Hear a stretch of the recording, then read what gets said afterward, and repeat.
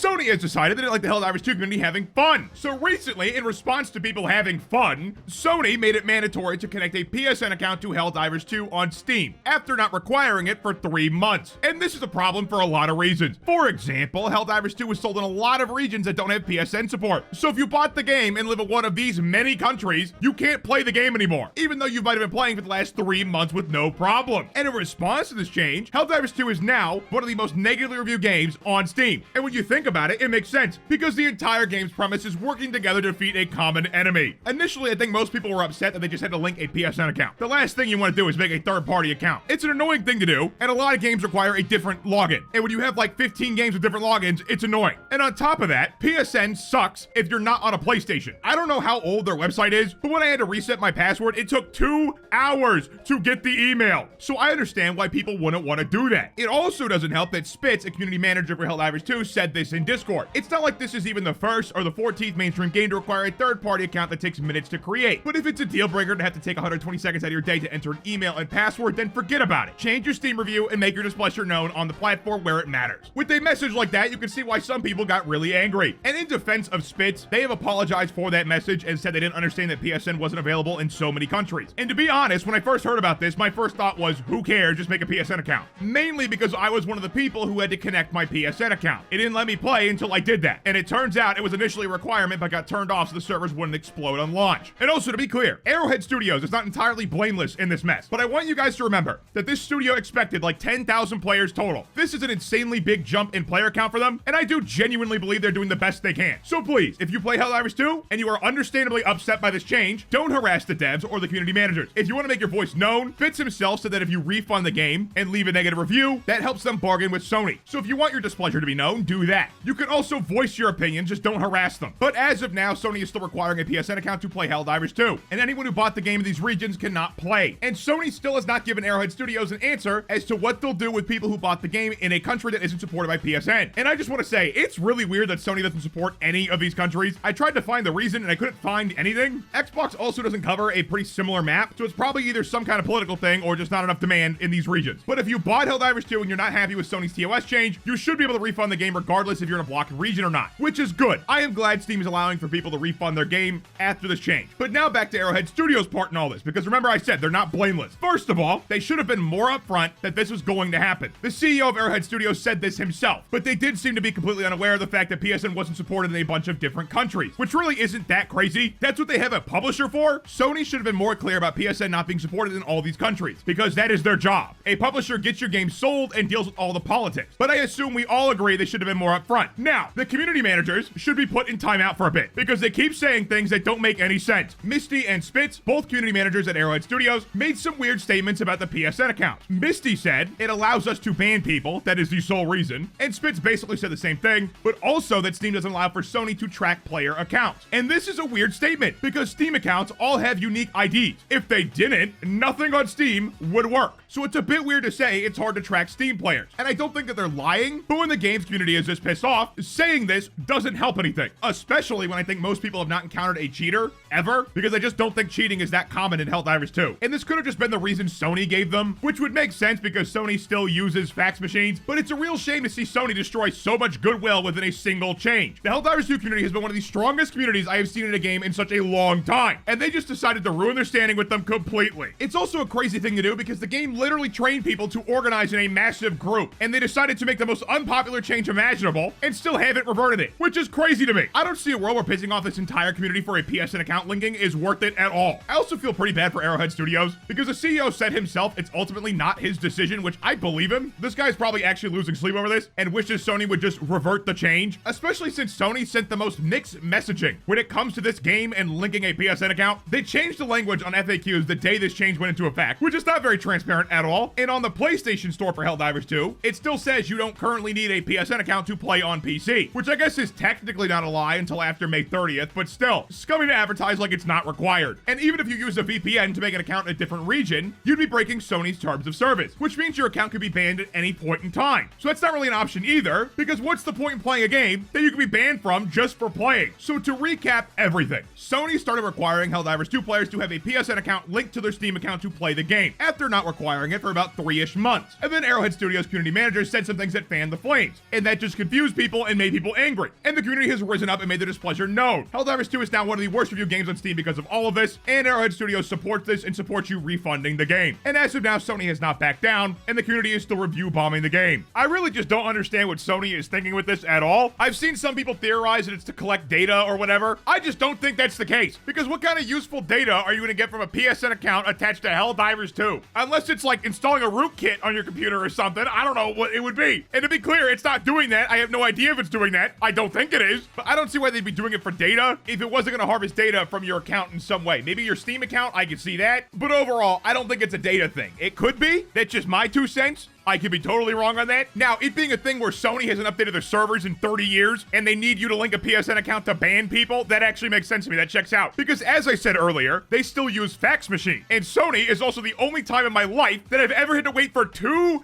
hours to get a password reset. You know, usually when it takes a long time, it's like a couple minutes, and it's really annoying because you're like, hey, it's an email, it's instant transfer. Why is it taking so long? Just send the thing. But if it takes 2 hours, that's insane. What kind of dial-up modem of a server do you guys have to have this be an issue? It's a password reset. I'm not asking for launch codes. I guess it could also be for crossplay, like making sure the game doesn't die on PlayStation versus PC, because I don't know how many players are playing on PlayStation, but I would assume PC's more because the community is pissed, and it's a lot of PC players who are complaining. So that could be it as well. I know crossplay is a big thing for PlayStation, and it's not like we can check and see if this is normal for PlayStation, because they don't really make a lot of multiplayer games. Almost all the games on PC are single-player games, and they don't really make a lot of games in general, but that's besides the point. It just shouldn't require a PSN account, and if it does, the PSN account should be available in every single region. I don't even fully understand why it's not available in every region. I feel like it just should be, especially if you're going to sell the game in those regions and then region lock it. That's so stupid. And even if this wasn't region blocking, I also understand why players just wouldn't want PSN accounts to be attached. Third-party launchers are annoying. I talked about it briefly earlier, but if you go back in the history of third-party launchers and third-party accounts for Steam games, it's always been horrible. For a long time, to play GTA 4 on the PC, you had to use something called Windows Live, which was like Xbox Live for Windows, but terrible in every single way you could think of. It was slow, it was laggy, it looked like this. Like, what the hell is this? And it also made games almost unplayable. It was ridiculously difficult to get games to work with Windows Live. It was insane. And then Rockstar Games had their own launcher they abandoned. Ubisoft did the same thing with Uplay, or whatever it's called now. Origin did the same thing. All of these companies have tried to make it required to have a third-party account other than Steam. And all of them have stopped supporting their own goddamn service. So it makes sense why PC players wouldn't want this at all. And I also think that people are just tired of companies in general, because HellDivers 2 seemed like the promised land. The devs communicate with the players, the microtransactions are super fair, and it's like a big online event constantly. And then Sony came in and messed it all up. So there's a lot of legit reasons to be pissed at Sony for trying to link your PSN account with Steam. But overall, we still don't know the real reason why Sony is so insistent on connecting PSN to Steam, and whatever it is, it's probably something really stupid that we don't care about as players. So I really hope they revert this change, because I really don't think Arrowhead Studios deserves this much backlash for this. They deserve some backlash, do not get me wrong. They did have a few goofs and gaffes along the way, but I don't think they deserve all of the backlash or even most of the backlash for a decision that Sony made. Because if it was up to them, they'd probably scrap this whole idea instantly. Because why wouldn't they? The player base is pissed at them. They can't do anything. And the only people that can do something communicate via fax machine. Also, big props to the subreddit for being really funny and also collecting a bunch of information about this and just putting it all in one place. It made making this video easier, so thank you. I appreciate it. But yeah, let's hope Sony reverts this change. But what do you think? Let me know in the comments down below. Like and subscribe. New follow me on Twitter @spatnz. Want to click the answer, check out more of my content, and have a good one.